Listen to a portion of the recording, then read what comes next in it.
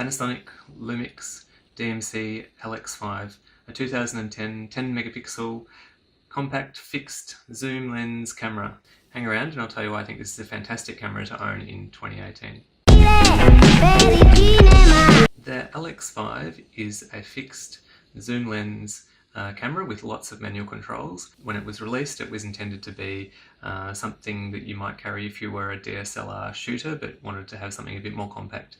So although it's got an auto mode like a DSLR, it also has a control ring like a DSLR, so you can use any kind of control that you want over the image. You can shoot on aperture, priority, or complete manual, or other modes as well. A really cool thing about the LX5 is the video mode. It captures video at 780p HD, and while it's shooting you can use the zoom, you can use the other controls and change them, although you will hear the sound of those in the footage. The autofocus is quite good too, so even when you're shooting video it can capture images in focus. Or from competitive cameras such as the Canon S95, you don't get those features in the video mode of those cameras. For shooting stills, the S95 would be a similar experience. It's a smaller camera, and while that makes it more pocketable, it's probably, I've got quite small hands, and this feels like a decent size to me. If you have larger hands, the S95 is a step smaller than this, and it may be a little bit too small to hold, although very easy to put in your pocket. Why would you want a 10 megapixel camera in 2018? Well, three things: lens, sensor and processor, all probably quite a lot better than what you would get in a phone of 2018. The only thing being, yes, the sensor is 10 megapixels, but so it captures images with a particular style in the grain. So while you're only getting 10 megapixels, the style of image that you get has a certain characteristic which you don't get in contemporary cameras with more megapixels, or in your phone camera. Compared to a phone as well, like the lens goes from 24mm to 90mm on this, plus it goes up to 400 with digital zoom, but the optical zoom from 24 to 90, which you just don't get in a phone camera at the moment. The main reason why I bought this thing was because I read about it on DP Review.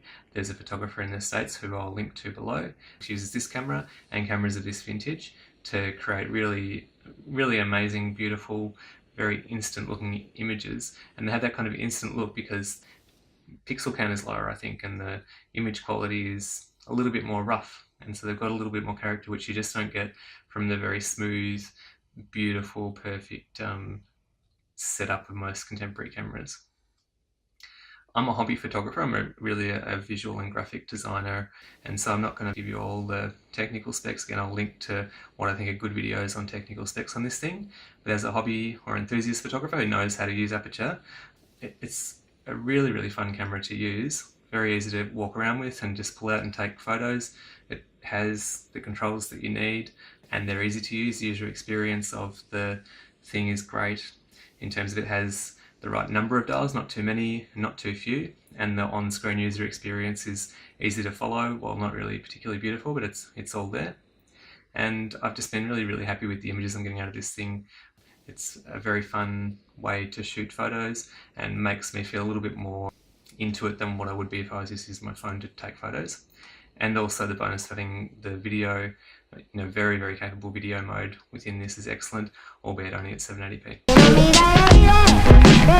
If you're already on this camera, I think you're really, really lucky. Definitely hold on to it.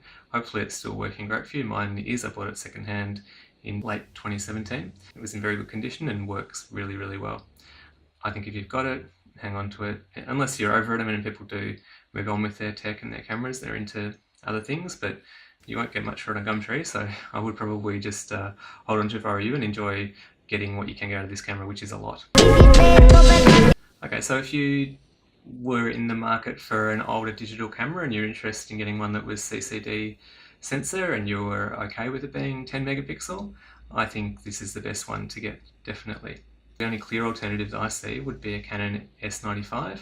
Also a really nice camera, and if you really love Canon color and the Canon brand and you want something smaller, then the S95 would be a good option.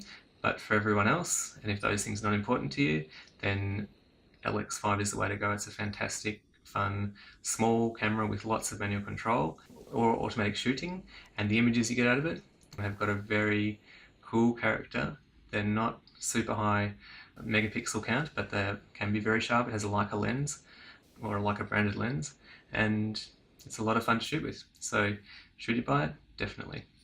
There you have it, the Panasonic Lumix DMC LX5, a fantastic old school low-tech digital camera which I definitely recommend you pick up if you have the opportunity. It's a lot of fun.